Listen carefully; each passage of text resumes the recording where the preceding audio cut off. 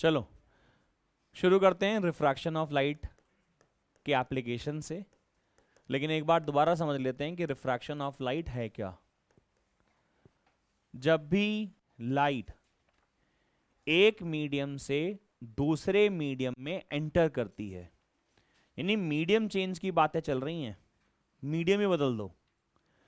Light जब mirror पे incident होती है ना, लाइट आई ऐसे और रिफ्लेक्ट बैक हो गई सेम मीडियम में, लाइट आई ऐसे और रिफ्लेक्ट बैक हो गई सेम मीडियम में, इसको बोलते हैं रिफ्लेक्शन। क्या बोलते हैं? लेकिन अगर लाइट एक मीडियम से दूसरे मीडियम में एंटर करती है, मान लीजिए मीडियम 1 है, ये मीडियम 2 है, मान लीजिए लाइट मीडियम 1 से मीडियम 2 में एंटर करती है, तो अपने यूजुअल पाथ पे ना जाके अपने पाथ से भटक जाना, बेंड हो जाना, अपने पाथ को चेंज कर लेना, इसका नाम बताया था रिफ्रैक्शन ऑफ लाइट। तो refraction of light is nothing but it is a phenomena by virtue of which light changes its path, and this change in path of a light is due to the change in the speed of a light when it goes from a one medium to another. तो जब भी light एक medium से दूसरे medium में enter करती है, जब भी लाइट एक मीडियम से दूसरे मीडियम में एंटर करती है, तो ऑफ कोर्स सी बात है सर, लाइट की स्पीड जो हवा में है पानी में तो वो नहीं होगी। मान लीजिए बाहर हवा है अंदर पानी है, तो उसकी जो स्पीड है वो बदलेगी, और जब स्पीड बदलेगी तो उसका पाथ बदल जाएगा। और पाथ बदलने की भी कहानी सुनाई थी, it is a plane of zero energy, याद है किसी को? खैर वो सीबीएसई के लिए जरूरी नहीं है, बट इतना समझना है कि whenever there is a change in speed of a light when it goes from one medium to another medium, there is a change in its path, and this phenomena is called as what? Refraction of light. तो refraction समझ में आता है क्या होता है कि path का चेंज होना। जब भी रे ऑफ लाइट रेयर से डेंसर मीडियम में जाएगी, रे of light will bend towards the normal. जब भी डेंसर से रेयर में जाएगी तो it will move away from the normal. तो रेयर से डेंसर, डेंसर से रेयर, ये 10th क्लास में आप लोगों ने पढ़ा था, बोलो हाँ सही है कि नहीं है? अच्छा, यहां पे दो फिनोमिनास बड़े इंपॉर्टेंट होते हैं, जो रूल्स हैं वो बड़े इंपॉर्टेंट होते हैं। पहला तो बड़ा सिंपल था कि मान लीजिए मेरी कौन सी रे है, ये मेरी है इंसिडेंट रे। ये कौन सी रे है मेरी? Incident ray. ये इंसिडेंट रे है। ये वाली कौन सी रे है? ये रिफ्रैक्टेड रे है। कैसी रे है? रिफ्रैक्टेड रे। और ये क्या है हमारा? नॉर्मल। तो हमने पढ़ा था कि incident ray, normal and refracted ray lies in a same plane. Light ऐसे गई और वो उसी प्लेन में चलेगी, ऐसे नहीं कि वो बाहर या अंदर की तरफ निकल जाएगी, वो प्लेन जो है उसका वो क्या होगा? प्लेन जो है सेम होगा। तो दो चीजें आपको याद रखनी, पहली तो ये कि incident ray, normal and reflected lies in the same plane, and second one is a Snell's formula या स्नेल्स लॉ। दो लॉ हैं, law of refraction, law of refraction दो हैं। लॉ ऑफ रिफ्रैक्शन पहला कौन सा था? पहला था कि incident ray, normal and refracted ray lies in a, ये तो सर बचपन से रट्टा मारते हुए आए हैं, they lies in a same plane. और दूसरा ये कि ये जैसे मेरा एंगल ऑफ इंसिडेंस है आई, और ये मेरा एंगल ऑफ रिफ्रैक्शन है आर। ये मेरा एंगल ऑफ इंसिडेंस है आई और ये मेरा एंगल ऑफ रिफ्रैक्शन है आर। तो sine I divided by sine R, क्या बोल रहा हूं? Sine I divided by sine R will be equal to a constant which is called as a mu, and mu is called as refractive index of a medium. Medium का refractive index. Refractive index क्या होता है? Property होती है medium की जो उसकी speed को डिसाइड करती है, जो उसकी स्पीड को अफेक्ट करती है। Refractive index of a medium.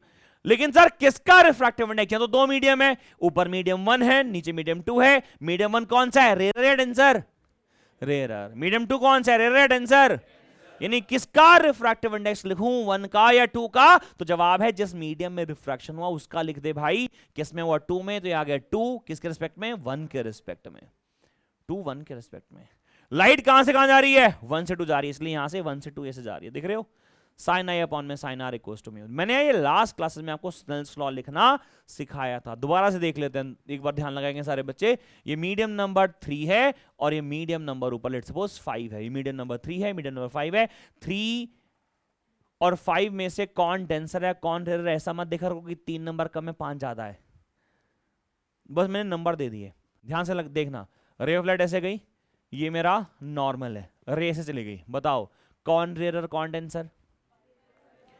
3 कौन है? 3 कौन है? डेंसर है। 5 कौन है? तभी तो रे ऑफ लाइट अवे, कहां चले गई? अवे। जब भी अवे गई है ना तो ध्यान रखना स्पीड ऑफ लाइट कम हुई होगी, सॉरी ज्यादा हुई होगी। अवे का मतलब होगी ज्यादा हुई होगी। तो यहां पे ये मेरा एंगल ऑफ इंसिडेंस आई है और ये मेरा एंगल ऑफ रिफ्रैक्शन आर है। तो यहां पे sine I divided by sine R equals to mu. और कहां हो रहा है रिफ्रैक्शन? 5 में हो रहा है, तो यहां पे 5 और यहां पे 3। और टेक्निकली देखेंगे तो लाइट कहां से कहां जा रही है, जरा देखो बेटा, 3 से लेके 5 जा रही है, 3 से लेके 5 जा रही है। सो ये हमारा आगे स्नेल्स लॉ, ये हम लोगों ने पढ़ लिया था। अब इतना पढ़ लिया था तो बहुत चीजें समझ में आ जाएंगी आज की क्लास में। ये रिफ्रैक्शन है बच्चों। What is refraction? Refraction is a phenomena of a bending of a light, और bending of a light towards a normal या फिर बेंडिंग फ्रॉम इट्स पाथ, अपने पाथ से डेविएट हो जाना, उसको क्या बोलते हैं? रिफ्रैक्शन बोलते हैं। क्यों होता है रिफ्रैक्शन? रिफ्रैक्शन सर इसलिए होता है, रिफ्रैक्शन क्यों होता है? क्योंकि उसकी स्पीड चेंज होती है। क्या चेंज होती है उसकी? तो what is the cause of refraction?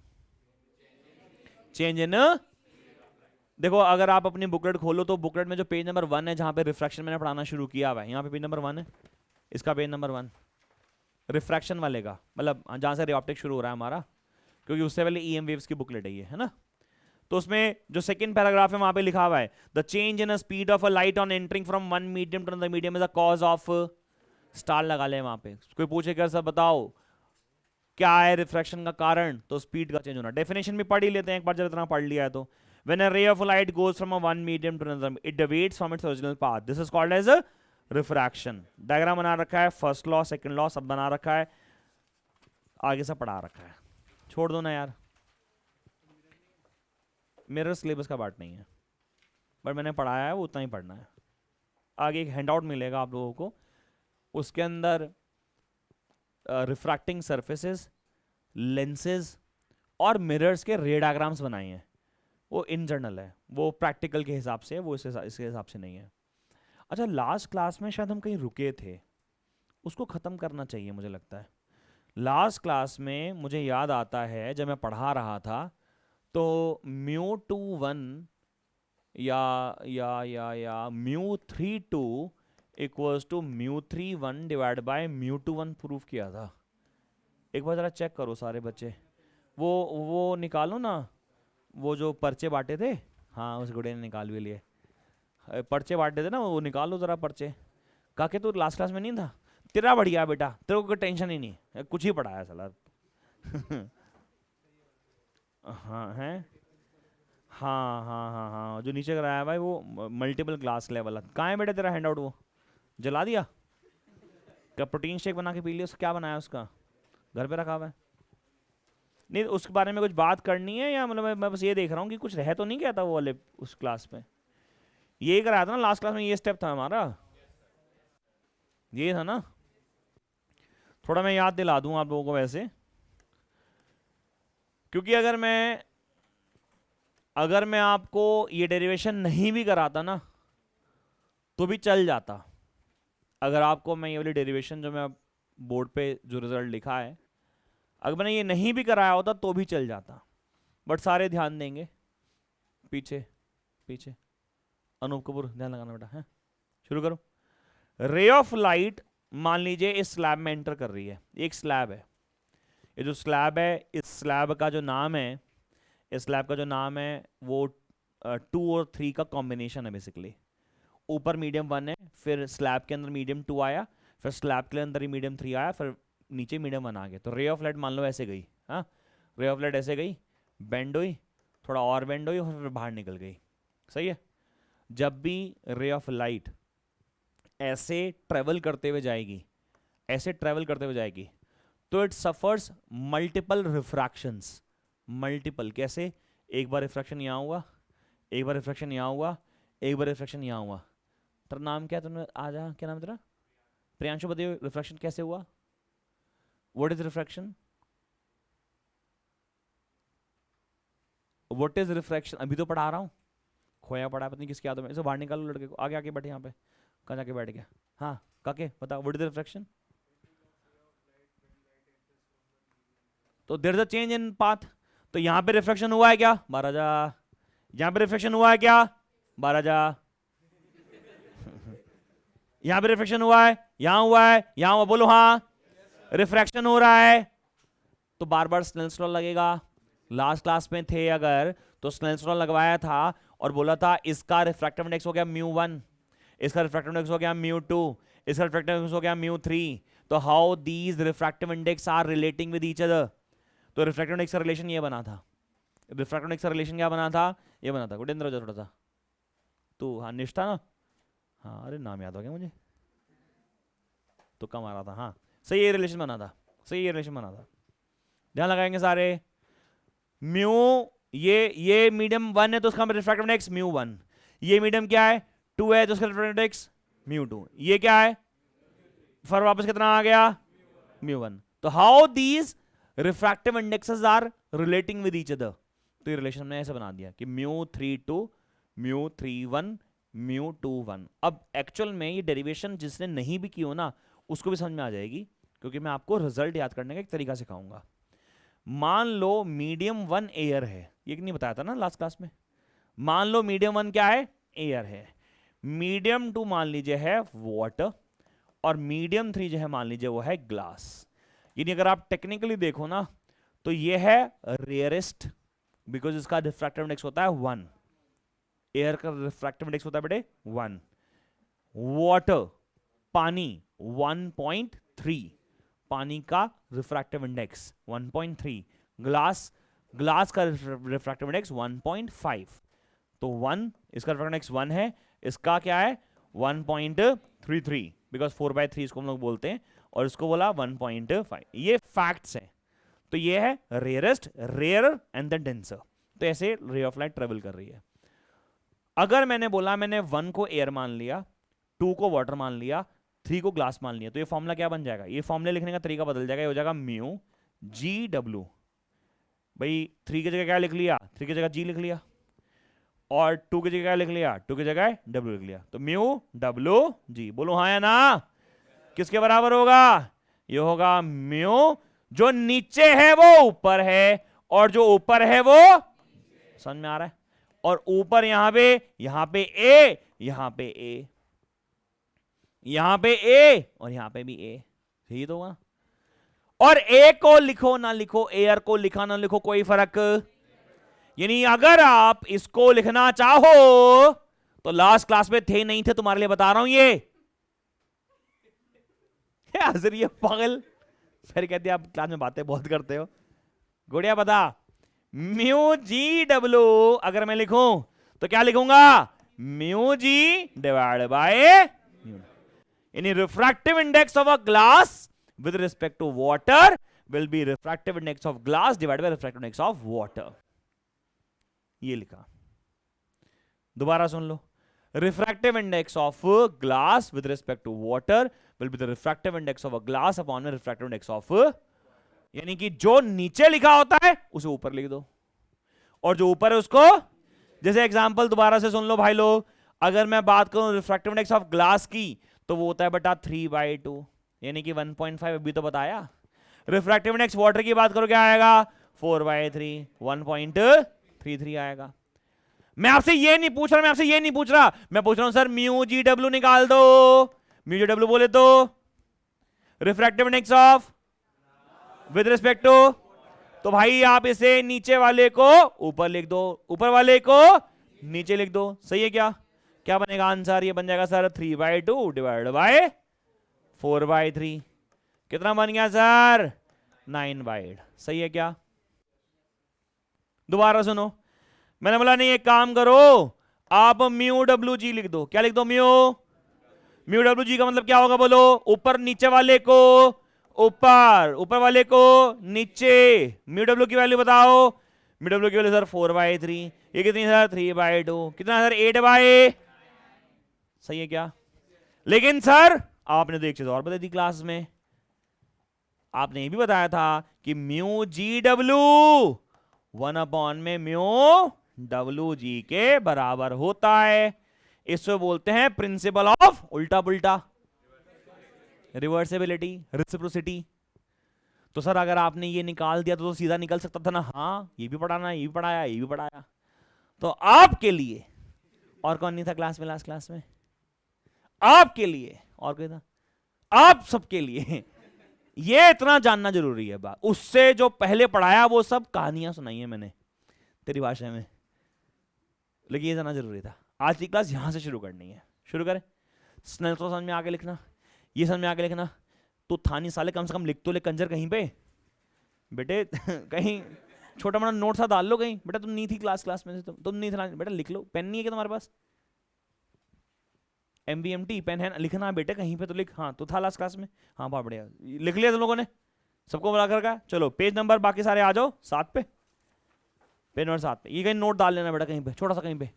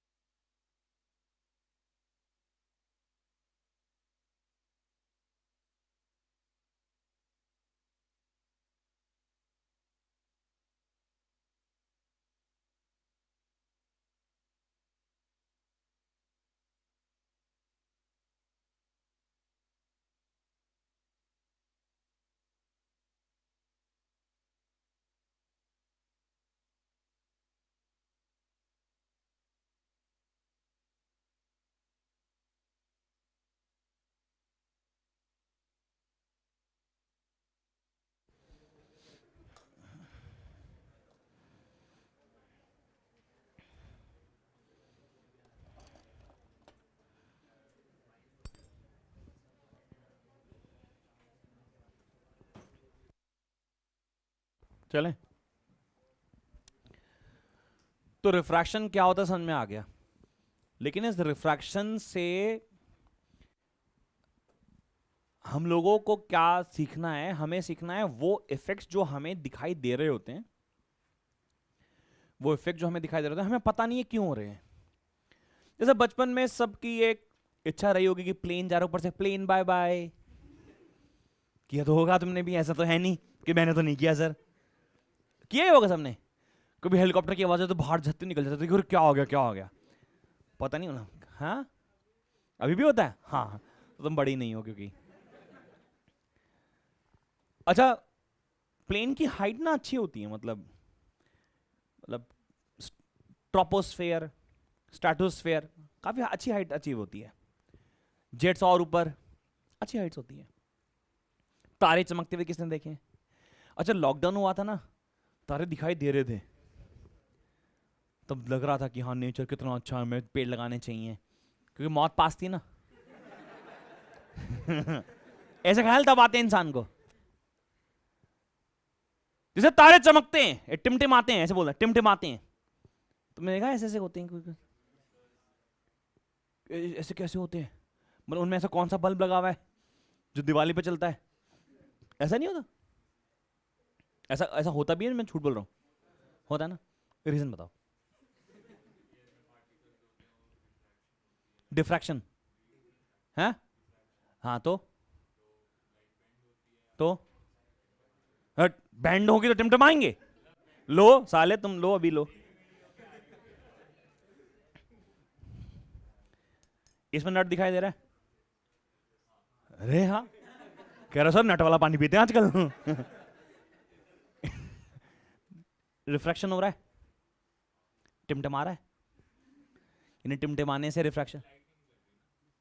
हो मतलब जिसमें से लाइट ना निकले वो दिखती नहीं है, ये चमकती नहीं है, यानी इसमें से बड़ी लाइट निकल रही है, चमक रहा लड़का आजकल।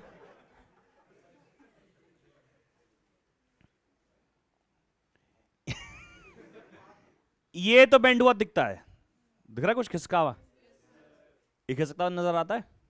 ऑनलाइन वाले को तो कुछ समझ में कुछ आएगा नहीं। तुम्हें दिख रहा है बेटा कुछ लाइव ऑनलाइन में? नहीं, कुछ नहीं दिख रहा। दिख रहा है किसी को? बेंडिंग नहीं दिख रही, शिफ्ट तो दिख रहा है यार, पेन हल्का शिफ्ट हो रहा है, देखो देखो ध्यान से देखो, सामने से देखो, यहां से देखो, नहीं दिख रहा? तू किसको नहीं दिख रहा था? नट वाला पानी पीना दिख रहा ना? ऑनलाइन वाला को तो छोड़ो, कोई नहीं, बस दिख रहा है उनको भी।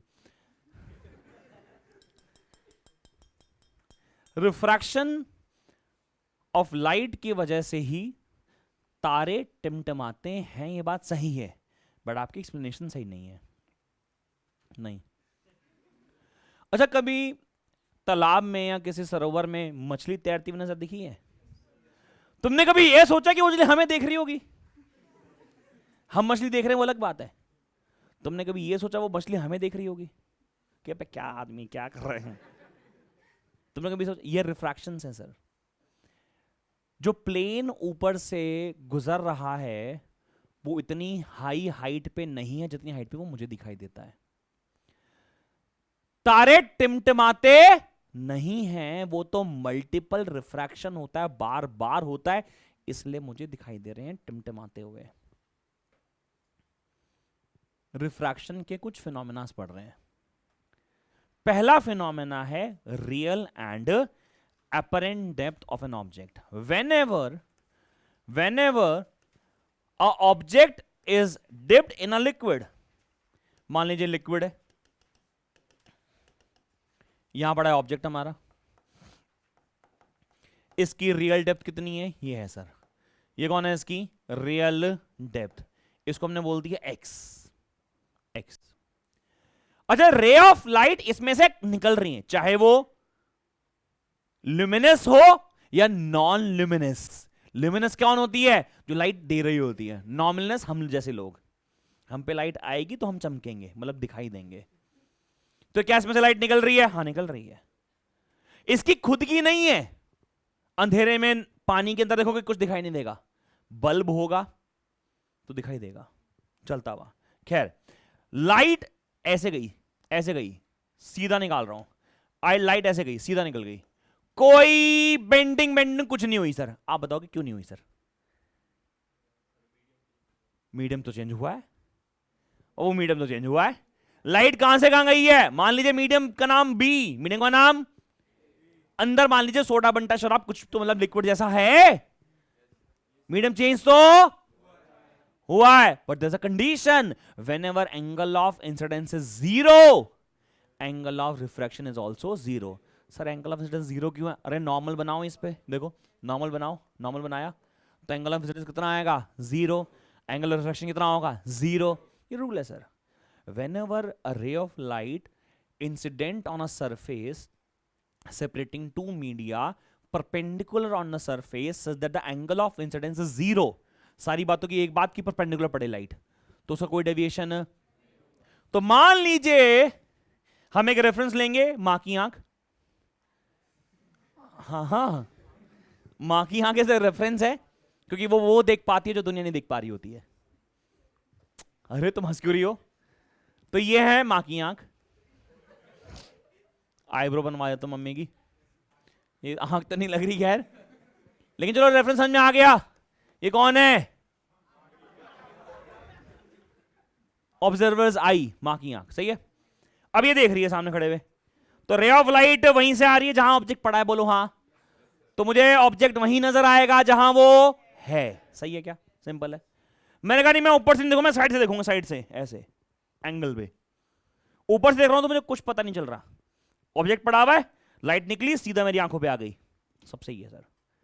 लेकिन अगर यहां पे पार्टिकल ए है, मॉलिक्यूल ए है लिक्विड का, इसके जस्ट अदर पार्टिकल नहीं, इसके जस्ट नेक्स्ट पार्टिकल पे अगर लाइट पड़ी तो कुछ ना कुछ एंगल ऑफ इंसिडेंस होगा ना, और कुछ एंगल ऑफ इंसिडेंस होगा तो कुछ ना कुछ एंगल ऑफ रिफ्रैक्शन होगा ना, तो कुछ तो बेंडिंग बुंडिंग कुछ होगी ना।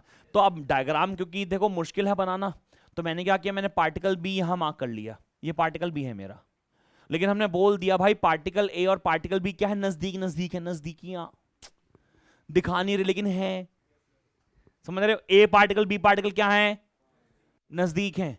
क्योंकि डायग्राम बनाता तो बी का डायग्राम बनता ही नहीं ना बेटा, प्रॉब्लम थी। मैंने बोला चलो लाइट गई यहां से, बोल सही है क्या, ऐसे गई, रे ऑफ लाइट ऐसे गई, बोलो हाँ। अब ये नॉर्मल ड्रॉ कर दिया मैंने, बोलो सही है क्या?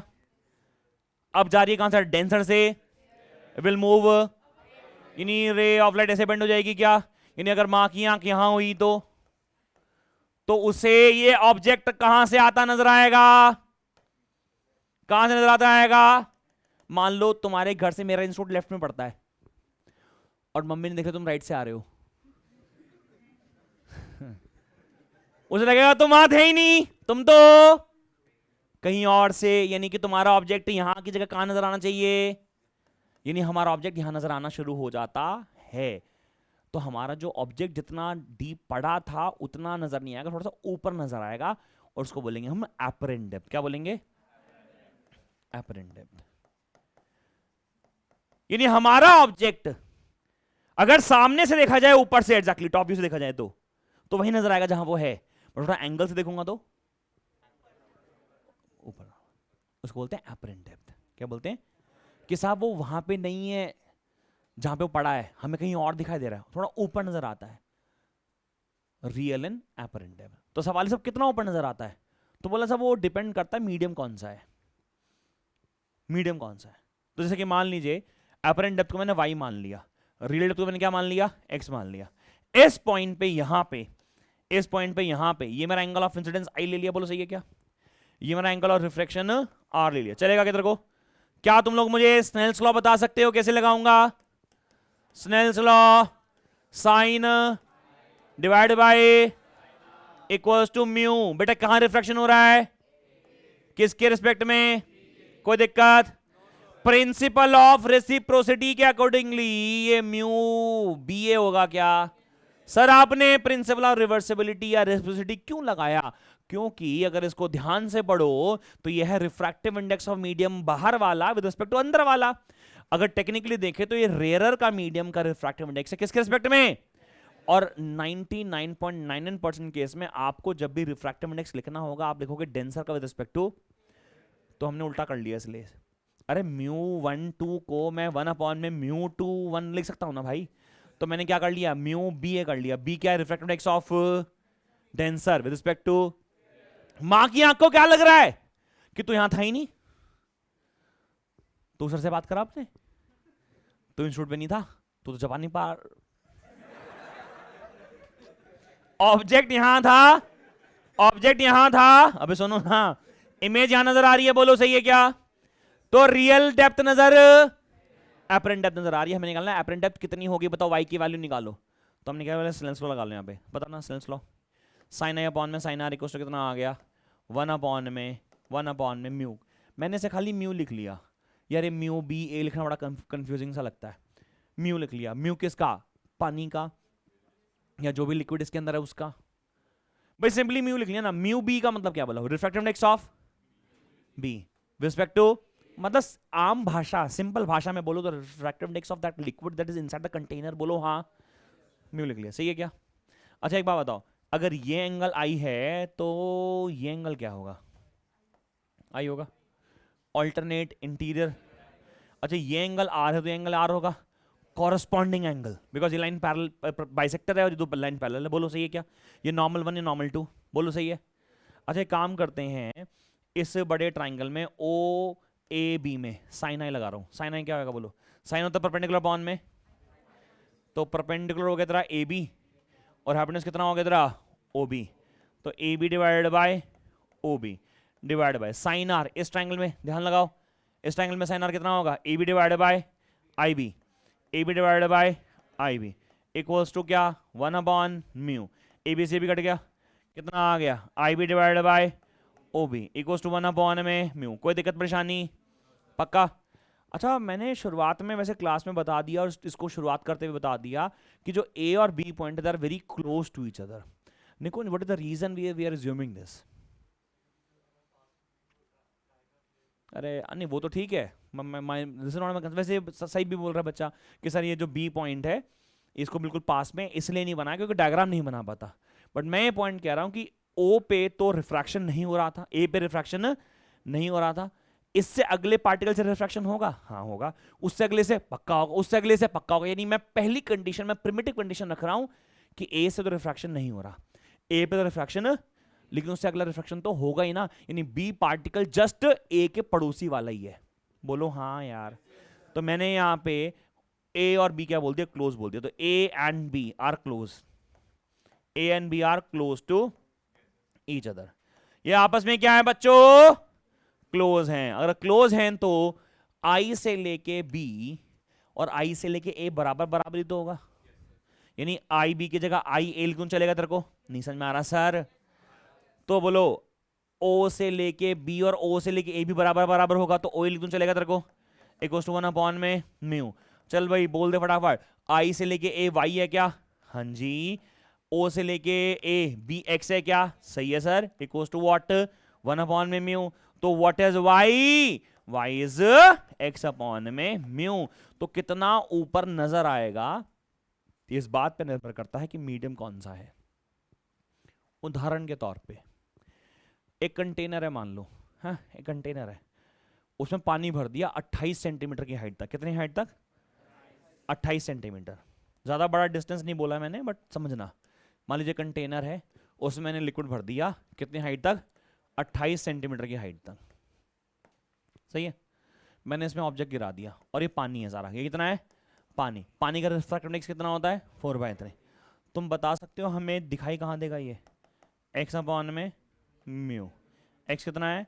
28 डिवाइड बाय म्यू कितना है? 4/3। 7 चौके 28, 21 सेंटीमीटर पे। यानी ऑब्जेक्ट यहाँ की जगह कहीं यहाँ नजर आ रहा होगा। बोलो सही है क्या? तो ऑब्जेक्ट कहाँ नजर आएगा? रियल हाइट पे तो, रियल डेप्थ पे तो नजर नहीं आएगा। कहाँ नजर आएगा? ये किस बात पे निर्भर करता है कि मीडियम कौन सा है। बच्चा कहता सर नहीं है तो एक्स पे भी डिपेंड करता है। एक्स तो कांस्टेंट है ना यार, म्यू चेंज हो सकता है ना। आप उस कंटेनर के अंदर कभी लिक्विड की जगह में पानी की डाल दो, ग्लिसरीन डाल दो, है कोई उसमें सॉल्यूशन कोई और बनाकर डाल दो। तो ये बुकलेट में तुम्हारी लिखा हुआ है, जरा चेक कर लो। रियल एंड डेप्थ कि y equals to real depth upon में रिफ्रैक्टिव इंडेक्स। मिला क्या? और ये जो एग्जांपल लिया मैंने, आपको देख रहे हो, ये मैंने एग्जांपल अगले पेज पे, यहाँ पे पेज नंबर 8 पे लिया हुआ भी है, जहां पे मैंने पानी जो है वहां पे कंसिडर किया है। पेज नंबर 8 पे सबसे ऊपर कि डेंसर मीडियम अगर वाटर है तो y कितना आएगा? 3/4 आ जाएगा। बोलो ना। यहाँ तो मैंने वैल्यू डाल दी, जैसे मैंने वैल्यू नहीं डाली तो यहाँ पे कितना आएगा? 4/3 है ना ये, तो 3/4 ऑफ x। अच्छा मैंने ना 28 जानबूझ के लिया था, बिकॉज मुझे पता था अगर मैं 30 लेता तो काटने में दिक्कत होती, तो 7 चौका 28 मेरे दिमाग में था, तो सीधा मैंने इसलिए लिया। सही है? यहाँ तक डायग्राम क्लियर है आप लोगों को? रियल एंड अपरेंट डेप्थ समझ में आता है? तो कोई भी ऑब्जेक्ट अगर आप झांक कर देख रहे हो किसी में, जैसे किसी पॉन्ड में देख रहे हो कोई मछली तैर रही है, तो जितनी डेप्थ पे वो है उतने पे दिखाई नहीं दे रही, वो थोड़ा सा आपको लगेगा कि नहीं लो मैंने हाथ लगा के पकड़ लिया, तो नहीं, आप पॉसिबल ही नहीं है। हाथ से थोड़ी ना मछली पकड़ी जा सकती है। पकड़ सकते, कोई नहीं पकड़ पाता। कोई भी ऑब्जेक्ट तैर रहा हो नहीं पकड़ पाते उसको। रीजन है क्योंकि हमें वो दिखाई नहीं दे रहा होता, जहां हमें दिख रहा होता है वहां पे वो होता नहीं है। सही है क्या? इसका मतलब there is always a shift. क्या बोला? किसा वो शिफ्ट होता है। अच्छा वो शिफ्ट भी ना वहीं के वहीं होता है, उसी लाइन पे हो रहा है। देखो पहले ऑब्जेक्ट यहां था एक्चुअल में, लेकिन दिखाई यहां दे रहा है, तो there is a shift and this shift is in the line only, उसी लाइन पे है, इसलिए उसको बोला गया नॉर्मल शिफ्ट। क्या बोला? नॉर्मल शब्द समझ में आता है? नॉर्मल का मतलब क्या होता है? परपेंडिकुलर। तो वहीं पे है ना, परपेंडिकुलर उसी पे चल रहा है। तो अगर मैं बोलूंगा बताओ कितना शिफ्ट हुआ, तो कोई बता सकता है कितना शिफ्ट हुआ? भाई यहां से लेके यहां तक शिफ्ट हुआ कितना हुआ? डी मान लिए यहां से यहां। सही है क्या? तो शिफ्ट कितना हुआ? डी। ये हो गया एक्स माइनस, तो डी की वैल्यू कितनी आ गई? X minus Y. सही है क्या? वाई की वैल्यू y की लिमिट निकाली क्या, x by mu, x common आ गया 1 माइनस 1 बाय म्यू। देख बुकलेट में सॉल्व किया हुआ है क्या, सही है क्या। तो objects in a denser medium always appears to be at a lesser depth. This is the discussion of result. लिख लीजिए वहां पे, लिखो therefore objects in a denser medium, object in a denser medium always appears to be at lesser depth due to refraction.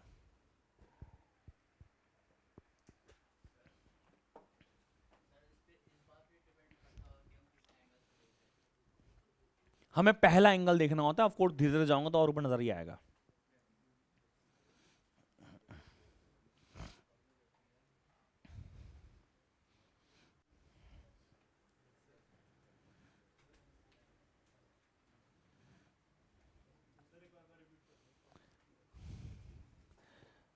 Object appears to be at a lesser depth, क्या लिखा है, yes ये तो लिख लेना बाद में यार, मैं थोड़ा ना रट्टा मार के आया हूँ, कुछ भी बोल देता हूँ मैं तो क्लास में। हाँ बेटे, हाँ अभी करा रहा हूँ, चलें आगे सुनेगा। अच्छा इसके ना राइट हैंड साइड में देखो एक डायग्राम बना हुआ है पेज नंबर 9 पे। ये डायग्राम एनसीईआरटी से कॉपी किया है मैंने, ताकि आपको पता हो कि एनसीईआरटी में डायग्राम ऐसा बनाया हुआ है, ठीक है ना। एनसीईआरटी में डायग्राम ऐसा बनाया हुआ है, जैसे यहाँ पे आप देख रहे हो ए और बी दो डायग्राम बना रखे हैं ना, बोलो। तो अभी आपको आपका सवाल का जवाब मिलेगा। आपने एक सवाल किया था ना मुझसे, वो उसी पे आ रहा हूँ एक्चुअली मैं भी ना, ध्यान से सुनने का। मान लीजिए ये तो वो बात हो गई कि मैं रेयर मीडियम में हूं और डेंसर मीडियम वाले ऑब्जेक्ट को देख रहा हूं, ये तो हुआ भाई। आप किसको देख रहे हो, आप इस कंटेनर में पड़े हुए इस ऑब्जेक्ट को देख रहे हो, तो आप कहाँ हो, रेयर में, और ऑब्जेक्ट कहाँ है, मतलब ऐसे बोल सकते हो observer is in a rare medium. But what if observer is in, उल्टा करो ना, ये तो कह रहा हूं, मान लो ये पॉन्ड का एक सरफेस है, आप मान लीजिए कोने में यहां खड़े हुए हो, ये खड़े हुए हो आप, और ये मछली है और आप इस मछली को देख रहे हो। बाबू इंपॉर्टेंट ये नहीं है कि आप मछली को देख रहे हो, इंपॉर्टेंट ये है कि मछली आपको देख रही है, कि क्या बेवकूफ आदमी है। तो अब देख रहे हो क्या चल रहा है। यानी ऑब्जर्वर कौन है इस बार, मसकन्या, मछली मतलब। अब ध्यान से समझना, ऑब्जेक्ट तो मेरे लिए ये हो गया, बोलो तो रेज कहां से निकलेंगी, रेज कहां से निकलेंगी, अबे ऑब्जेक्ट कौन है, ये है, कौन देख रहा है, ऑब्जेक्ट कौन है, हम, तो किसे देख रहे हैं हम, रेज कहां से निकलेगी, हम में से, तो रे ऑफ लाइट निकली, ऐसे बोलो हाँ सही है क्या। रे ऑफ लाइट अंदर कौन सा मीडियम है, डेंसर या रेयर, रेयर, रेज कहां से कहां जा रही है, रेयर से, दिस रे विल बेंड, ये रहा हमारा नॉर्मल, और ये आंखों में, ये आंखें इसकी भाई मछली की, सही है, ये पहुंच गई इसके यहाँ, रे बेंड हुई है कि टुवर्ड्स नॉर्मल, रीजन क्या है टुवर्ड्स नॉर्मल बेंड होने का, whenever there is a change in medium of course होगा। तो ऑब्जेक्ट से रेज निकली ऐसे, रेयर ऊपर था, नीचे क्या था, तो बेंड होगा टुवर्ड्स अ, यानी कि इस मछली के लिए ऐसे लग रहा कि रेज यहां से आ रही है, बोलो, तो आदमी उसे यहां नजर नहीं आना चाहिए। यानी when a fish is observing you, you will appear much taller, brighter, sharper. साला हॉलिक्स भी है क्या, सुनो ना पूरा क्या बोल रहा हूं मैं। When a fish is observing you, you appears much, तो साहब मछली दिख रही है ना, क्या तो बड़ा लग रहा हूं ना, ड्यू टू व्हाट, रिफ्रैक्शन। तो when a man is observed bye a fish, और हो सकता है कोई स्विमर भी हो, स्विमर एक ही बात होगी क्या, तो कोई आदमी स्विम कर रहा, तुम देख रहे हो, लंबा छोटा आदमी यार 6 फुट का है, निकला 4 का निकला है, तो बाहर आया, समझ रहे हो क्या। ऑब्जर्वर जब फिश है, डेंसर में है, तो ऑब्जेक्ट अपीयर्स मच टॉलर। अब इसी को रेफर करो हमारे प्लेन्स और हेलीकॉप्टर के वर्जन से।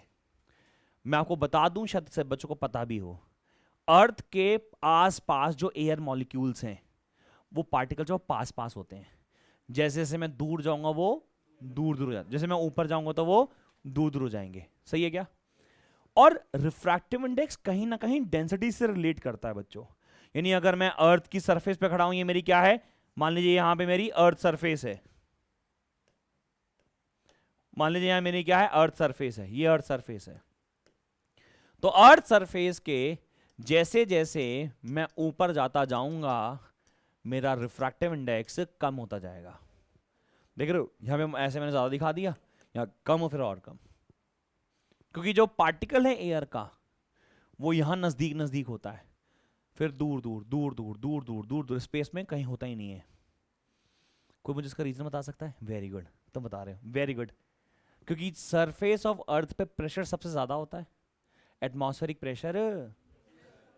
अर्थ की सरफेस पे प्रेशर सबसे, तो प्रेशर ज्यादा तो मॉलिक्यूल क्या आएंगे, जैसे मैं सरफेस ऑफ अर्थ से ऊपर जाऊंगा प्रेशर का वैल्यू, जैसे जैसे मैं सरफेस ऑफ अर्थ से ऊपर जाता हूं प्रेशर कम हो जाता है। यानी कि यहां पे म्यू होता है बच्चों लेस, और यहां पे म्यू होता है मोर। सही है क्या? यानी मैं लिख सकता हूं कि ये मेरी है डेंस एयर, सॉरी ये मेरी है रेयरर एयर, और ये है मेरी डेंसर एयर या डेंस एयर। सही है क्या? अब इमेजिन करो तुम यहां खड़े हुए हो, सही है, यहां खड़े हुए हो, और तुम देख रहे हो भाई साहब प्लेन को जाते हुए, तुम देख रहे हो प्लेन को जाते हुए, प्लेन यहां बनाया था, सही है, ये क्या बन गया, जेट बना गया भाई साहब, फील आ रहा है तुम्हें? हाँ हाँ ठीक है, समझ में आ गया ना? अरे ऐसे बना दो ना, कुछ लगा छोटा सा, थोड़ा लग रहा है। सुनो, रे ऑफ लाइट कहाँ कहाँ से कहाँ जाएगी, रेयर से, सेम सिचुएशन है ये, बोलो, रे ऑफ लाइट जाएगी ऐसे, सही है क्या? रेयर से डेंसर कहाँ जाएगी, towards the, it appears eight much more height. सही है क्या? तो प्लेन यहां नजर आएगा, यानी जो दिखता है वो होता नहीं है। जो प्लेन जितनी हाइट पे दिख रहा है इससे भी ज्यादा हाइट पे है। लेकिन ये बात सोचनी भी जरूरी है कि गौरी, ये बात भी सोचनी जरूरी है कि ये कब ऑब्जर्वेशंस आती हैं। ऐसा नहीं कि ऊपर से जा रहा है मान लो 2-3 किलोमीटर पे, मतलब वो होना चाहिए कि साहब वो ट्रोपोस्फेयर स्ट्रेटोस्फेयर से ऊपर चला जाए, थोड़ा थोड़ा विजिबिलिटी थोड़ी सी कम हो जाए, रिफ्रैक्शन ज़्यादा होना चाहिए। तो a plane appears to be at a much higher altitude, altitude बोले तो height, a plane appears वो है नहीं, appears at much more altitudes as it is, जितना है उससे ज्यादा नजर आता है, due to what, due to effect of, तो these two phenomena are examples of NCERT। मैंने उसे एक्सट्रैक्ट कर लिया। मैं चाहूंगा डायग्राम दोनों बना लो, फिर मैं थोड़ी सी नोटेशन यहाँ पे लिखवा देता हूँ। आप प्लीज दोनों ही डायग्राम बना लो, पेज नंबर 9 पे नीचे जगह खाली है। एक मिनट,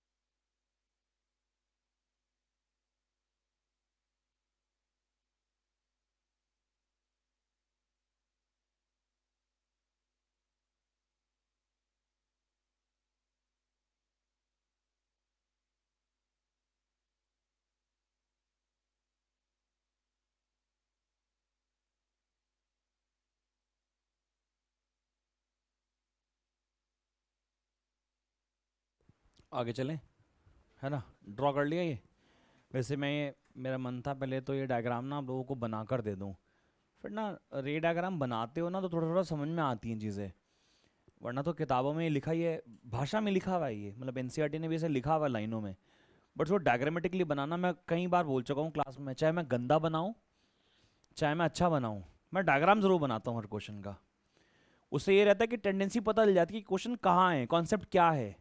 मैं विजुलाइज करना बहुत ज़रूरी है, स्पेशली न्यूमेरिकल्स में।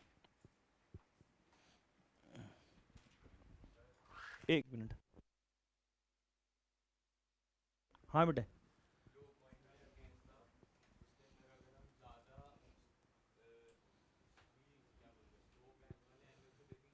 नहीं, मैं इसको दोबारा क्लेरिफाई कर दूं, कितने एंगल से देखा ये फर्क नहीं पड़ता, किस मीडियम में रखा है ऑब्जेक्ट इस पे फर्क पड़ता है। नहीं नहीं नहीं नहीं नहीं, ये चीज़ जो पेज नंबर 9 पे डायग्राम बना हुआ है उससे सीधी क्लेरिफाई हो रही है। सेकंड पार्ट चाहिए बेटे, सेकंड।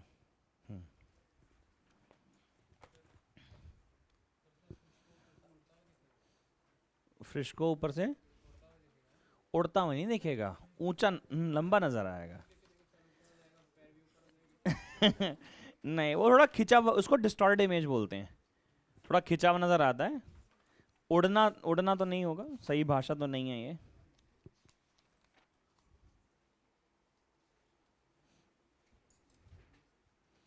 तो उस क्वेश्चन को एनसीईआरटी ने कैसे बोला, मैं वो एनसीईआरटी की लाइन पढ़ रहा हूँ कि diver under water looks obliquely या फिशरमैन। एक डाइवर है जो बेसिकली अंदर डाइव कर रहा है, जो पानी के अंदर है, मछली की बात नहीं हुई भी इसमें ऑफ कोर्स।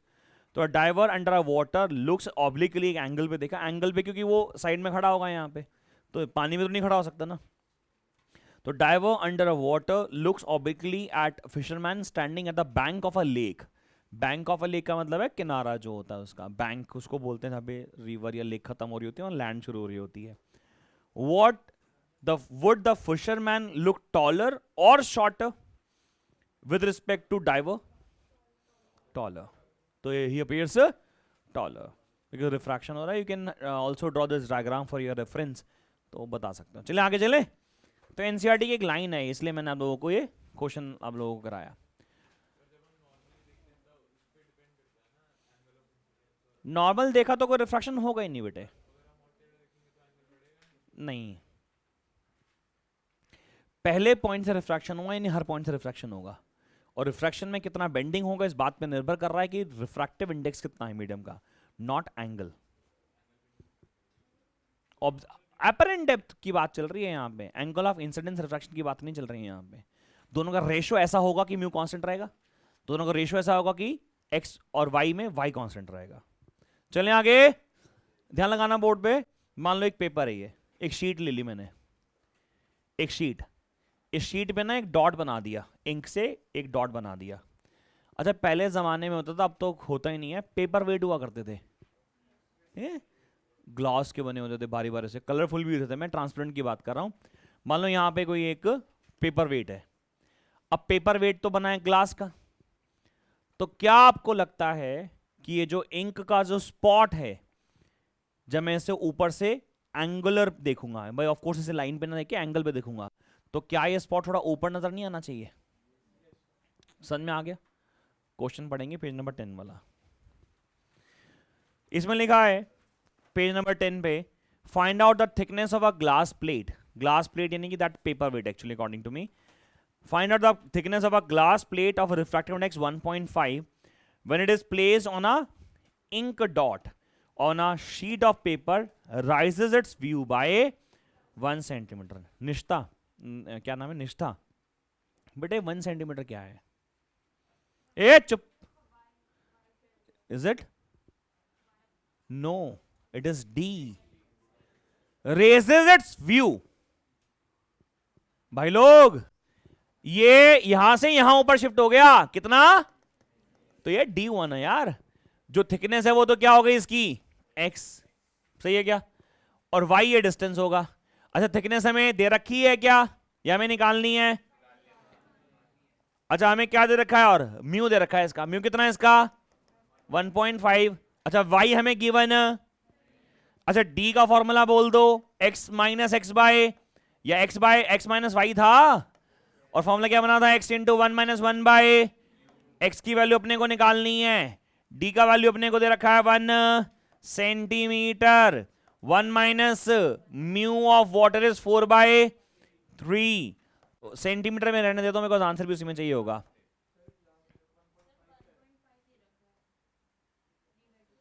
अच्छा ये पानी नहीं है, I am sorry, glass plate है, आई एम सॉरी, म्यू की वैल्यू 3/2, 1 माइनस 2/3, सही है क्या? तो 3 माइनस 2 1 1, एक्स की वैल्यू आ गई 3, एक्स की वैल्यू कितनी आ गई 3 सेंटीमीटर। अच्छा मैंने गलती से जो म्यू है वो पानी का रख दिया था, आप लोगों ने करेक्ट कर दिया, बहुत अच्छा, नोट कर लो।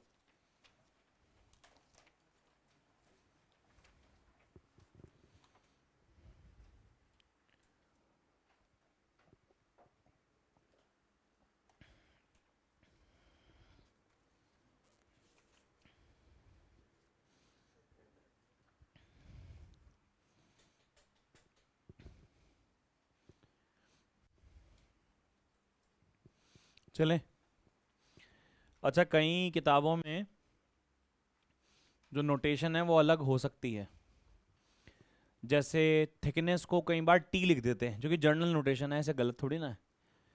कई किताबों में जैसे थिकनेस है ना स्लैब का, हम तो एक्स ले रहे हैं तो क्या ले लेते हैं टी, म्यू तो म्यू है ही, तो ऑब्जेक्ट यहाँ की जगह कहाँ नजर आएगा, ऊपर नजर आएगा। मैं बोलूँ तो सही यार, है ना, ऊपर नजर आएगा। तो डी का फॉर्मूला कई किताबों में टी इंटू 1 माइनस 1/μ लिखा होता है। मैंने भी अपनी बुकलेट में भी थिकनेस को एक्स की जगह क्या लिख रखा है, एक जगह टी लिखा हुआ है, एक ही बात है। चलो अब बात करते हैं दूसरे फिनोमेना की। पहला फिनोमेना क्या है कि जो भी ऑब्जेक्ट है वो जिस डेप्थ पे है उससे ज्यादा डेप्थ पे मुझे नजर आता है, सही है। अब बात करते हैं ट्विंकलिंग ऑफ स्टार की। जैसे हम लोगों ने अभी पढ़ा कि ये सरफेस है अर्थ की, ये अर्थ सरफेस है, और अर्थ सरफेस के जैसे जैसे मैं ऊपर जाऊंगा, जैसे जैसे मैं ऊपर जाऊंगा मेरा म्यू क्या होगा, कम हो जाएगा। यानी ये क्या है, डेंसर मीडियम,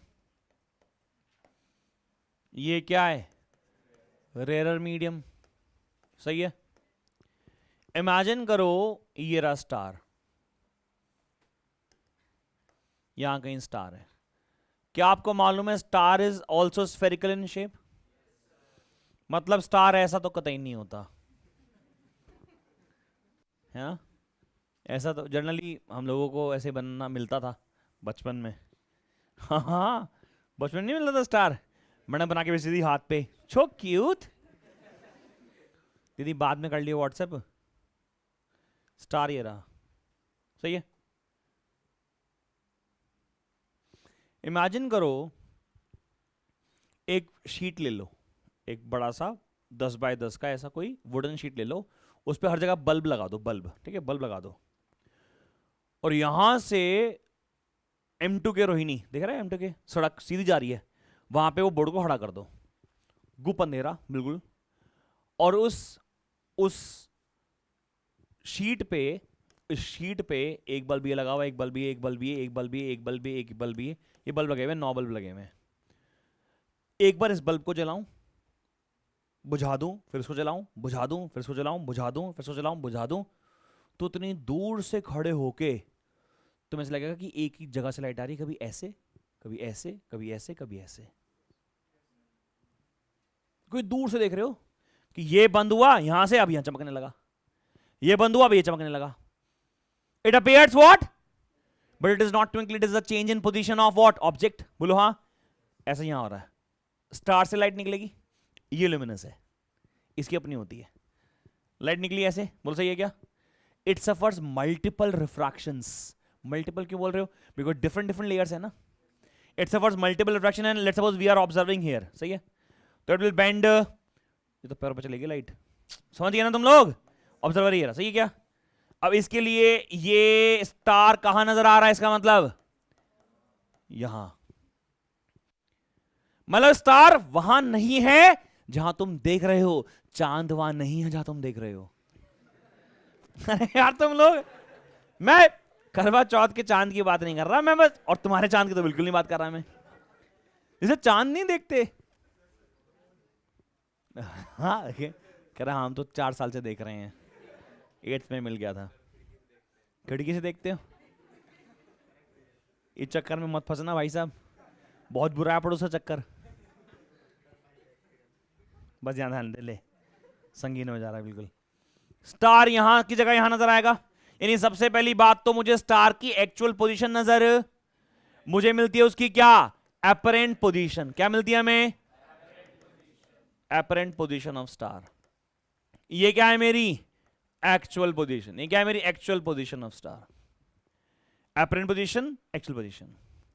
अब होता क्या है कि हमारा एयर इतना ज्यादा मोबाइल है कि वो बार बार बदलता रहता है, उसका रिफ्रैक्टिव इंडेक्स, अभी टेम्परेचर चेंज, तो बार बार मीडियम का रिफ्रैक्टिव इंडेक्स बदलता रहता है।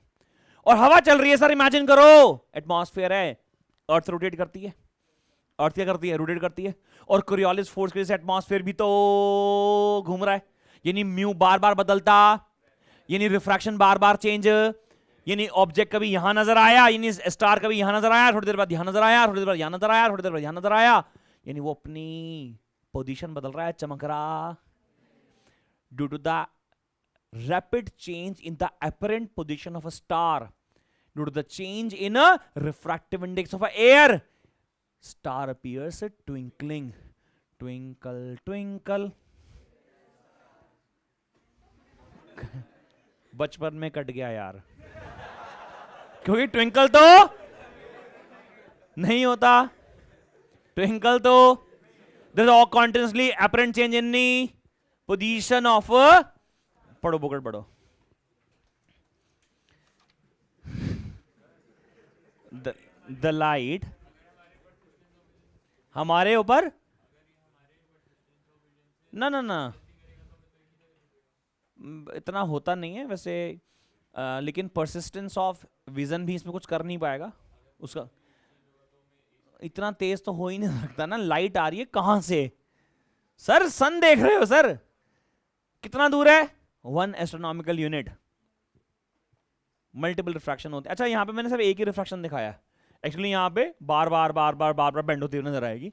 तो कुछ पढ़ते हैं, लिखा था light enters, sorry the light emitted, पढ़ेगा please, the light emitted by star is refracted continuously by the different layers of atmosphere before it reaches the earth due to repeated refraction. Underline कर लो, repeat का मतलब क्या हो गया बच्चों? Multiple ना, वो बार बार रिफ्रैक्शन हो रहे हैं। So due to repeated refraction of a light, the apparent position, लिखा है the apparent position of star is different from actual। Underline करना आगे, as atmosphere is mobile, मतलब बार बार बदलता जा रहा है। atmosphere is mobile due to the rapid change in temperature and density, apparent position, underline कर लो, apparent position of star also changes continuously, and this change in apparent position of a star leads to the twinkling of star। देखो मुझे पता है कि ये diagram exam में नहीं बना के आना, लेकिन क्या तुम्हें ये सपोर्ट कर रहा है समझने के लिए? तो बना लो, अदरवाइज छोड़ दो। बना लो, मजाक में बोला, बनाना जरूरी है, ठीक है ना? एग्जाम में बनाने की नहीं आना होता, बस बता दो बस, ठीक है?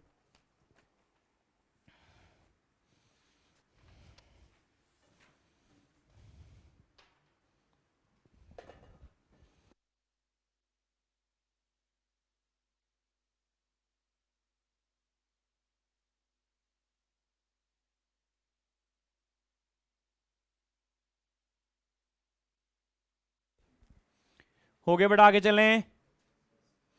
अरे रफ में थोड़ा ऐसी गंदा सा बना लो, वैसे तुम गंदा ही बनाओगे, लेकिन ये तुमने क्या करा है बेटे? आदमी को खड़ा कहां किया? डॉट पे।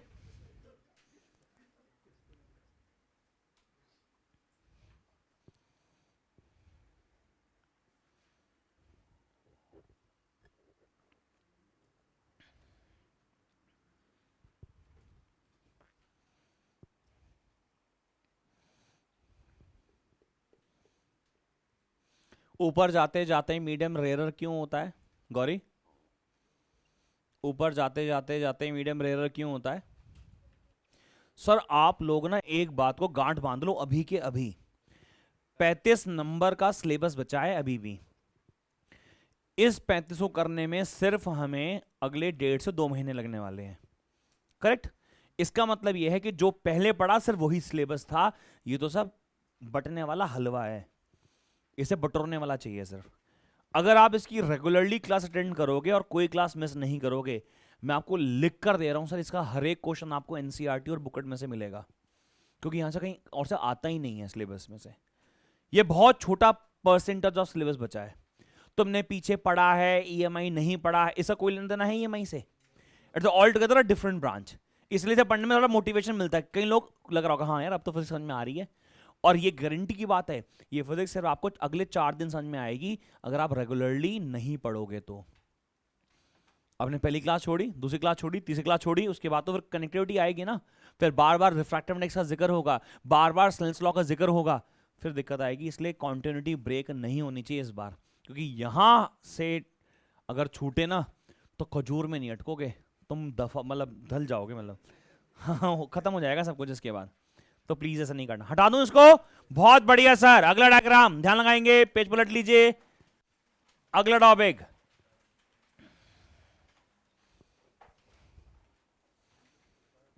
हाँ जी, बस मैं क्लास छोड़ रहा हूँ मैं 2 मिनट तो। तुम्हें क्लास में समझ में नहीं आ रहा है वैसे? अच्छा, टेंशन हो रही काफी है। ये अर्थ है जी, ध्यान लगाएंगे, ये अर्थ है, और ये अर्थ के अड़ोस पड़ोस का है एटमॉस्फेयर। क्या है? एटमॉस्फेयर। ये एक लाइन ड्रॉ कर दी और इस लाइन का नाम है होरिजन या होराइजन, कुछ बच्चे अलग अलग नाम से बोल देते हैं। होराइजन, होराइजन क्या होता है? जहां पे वो स्काई और सी मीट करता नजर आता है। बेसिकली ये वो पॉइंट है जिससे ऊपर सन आया तो सन राइज हो गया, जिसके नीचे सन चला गया तो सन सेट हो गया। सही है क्या? मान लीजिए सन अभी राइज नहीं हुआ है, सन अभी राइज नहीं हुआ है, ये 2 मिनट पहले की बात है, 7:30 पे सनराइज होना था, मैं 7:28 पे खड़ा हुआ हूं, अभी सनराइज नहीं हुआ है। मैंने कैसे बोला सनराइज नहीं हुआ? बिकॉज होरिजन के कहां है? नीचे। चलो जी, रे ऑफ लाइट यहां से निकली ऐसे, बोलो सही है क्या? जब रे ऑफ लाइट ऐसे निकली तो कहां से कहां जा रही है? डेंसर से रेयर या रेयर से डेंसर? बिकॉज ऊपर वाला मीडियम होता है रेयर और नीचे वाला मीडियम होता है क्या? तो रेयर से denser. If it is going from rare to denser, a ray of light will move towards the normal और अवे। भैया ये नॉर्मल बनाया, लाइट ऐसे जानी चाहिए थी, ऐसे ना जाके यहां बेंड हो जाएगी। बोलो सही है क्या? मैं यहां खड़े होकर देख रहा हूं, सही है क्या? तो मुझे ये रे ऑफ लाइट कहां से आती हुई अपीयर होगी? यहां पे, होरिजन के ऊपर से। यानी 7:30 पे सन ऊपर आएगा, लेकिन 7:28 पे ही मुझे सन दिखने लग रहा। मान लीजिए सनसेट हुआ 6:30 पे, कितना? 6:30 पे सनसेट हो चुका है, लेकिन तो भी मुझे वो 6:32 तक नजर आएगा। इसे बोला गया early sunrise and delayed sunset. नाम सुना है बेटा? Early sunrise and early sunrise मतलब कि 7:30 पे राइज होना था, हमें पहले ही दिखाई देने लगा। सनसेट 6:30 पे हो गया, मुझे बाद में भी दिखाई दे रहा है, अर्ली दिखाई दे रहा है, डिले तक भी दिखाई दे रहा है, पहले दिखाई देने लगा, बाद तक भी दिखाई दे रहा है। इसको बोला अर्ली सनराइज एंड डिलेड। उसके ऊपर हेडिंग डाल लो, उसमें लिखा apparent position of sun at sunset and sunrise. Heading डाल लो, हेडिंग डाल दो क्या? Early sunrise and delayed sunset. अगली क्लास में मिलते हैं, इसे पढ़ लेना। अभी आएंगे सर, वो रिफ्रैक्शन है, ठीक है, अभी आएगा।